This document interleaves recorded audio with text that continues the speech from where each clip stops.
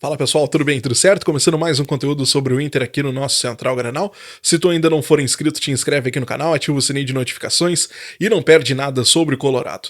Tá chegando o dia, torcedor. Tá chegando o dia, hoje é terça-feira, amanhã é o dia do grande jogo, o jogo mais importante do Inter até o momento nessa temporada. É a história do degrauzinho, né? A cada jogo que passa é o mais importante e o do Inter com toda certeza vai ser amanhã o grande jogo da temporada. Só que o Inter está preocupado com uma situação, gurizada. É a questão dos jogadores que estão pendurados para o jogo de amanhã. E nós temos 3 jogadores muito importantes para o time que estão pendurados para o jogo de amanhã. Estamos falando de Alan Patrick, estamos falando de Arangues e de Mercado. 3 jogadores que compõem o elenco principal que estão amarelados, que estão pendurados. O que significa isso, Diogo? Se eles levarem um cartão amarelo amanhã, eles ficam de fora do jogo da semana que vem. Se eles passarem batidos amanhã e levarem um cartão amarelo na semana que vem, eles ficam de fora de uma possível final que o Inter vai jogar. Então esses jogadores têm o Inter tem uma certa preocupação. Vamos lá.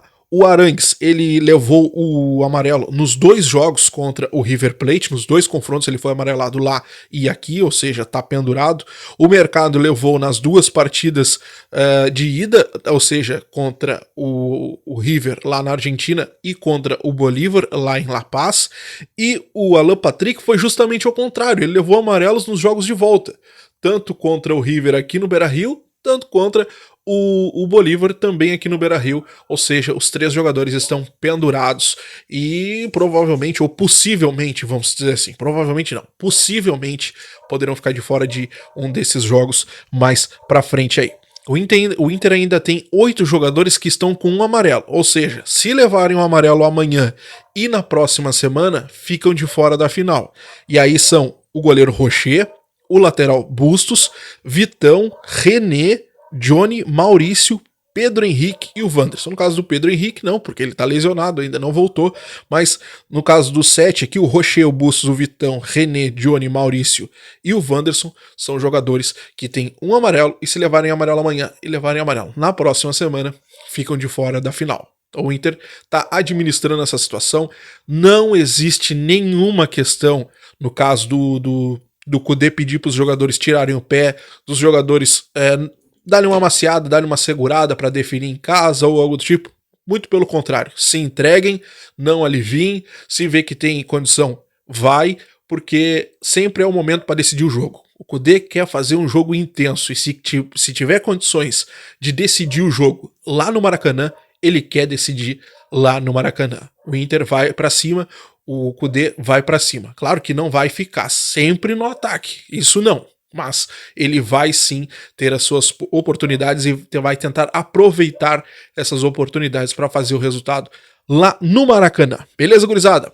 O Inter treinou ontem à tarde lá no CT Parque Gigante, treina hoje à tarde também, os 2 treinamentos fechados, e após o treino de hoje, o Inter já viaja para o Rio de Janeiro em voo fretado, onde mais de 4.000 colorados já estão fazendo festa por lá e esperando o Internacional lá no Rio de Janeiro. Gurizada, vamos falar sobre um outro assunto, porque o Inter foi comentado por nada mais, nada menos que Riquelme, o jogador ídolo do Boca Juniors, que agora é vice-presidente por lá, deu uma entrevista para a ESPN da Argentina e elogiou muito o Internacional. Vamos lá, deixa eu abrir aspas para ele aqui. Vamos competir contra equipes, contra 3 equipes, do Brasil, e eles estão economicamente muito fortes. Se paro para pensar, o Inter contratou um destaque de Copa do Mundo, que é no caso o Ener Valencia. O atacante do Equador foi um dos melhores do Mundial. Ele segue fazendo a diferença. É um grande jogador.